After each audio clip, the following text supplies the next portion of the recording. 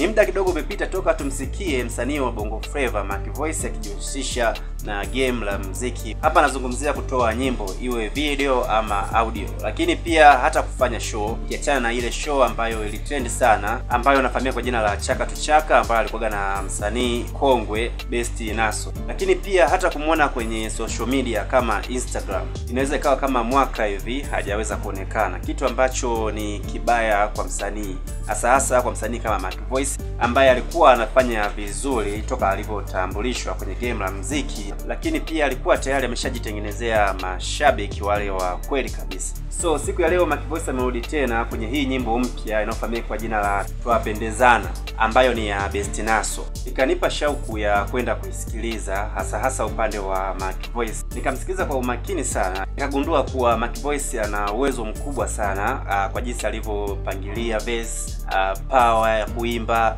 kila kitu, na ameweza kuifanya hii nyimbo kuwa nyimbo kali sana, kiasi kwamba kanifanya nijiulize kwa nini apotee kwa kiasi hiki. Na kitu kimoja nikaja kukihisi ambacho pia nilihisi kipindi kile ambacho ile video ya Chaka to Chaka ina trend, ni kwamba inawezekana Mac Voice hayupo sawa na management ambayo alikuwepo, na maanisha management ya Next Level Music ya Rayvanny. Issue za management zinazingua karibia dunia nzima kwenye game la muziki, na kitu kilichonifurahisha zaidi ni kuona jinsi watu wanavyomtaka Mac Voice arudi tena kwenye game la music. Hizi ni baadhi tu ya comment chache kati ya zile nyingi watu wanamtaka Mac Voice aweze kurudi kwenye game la music.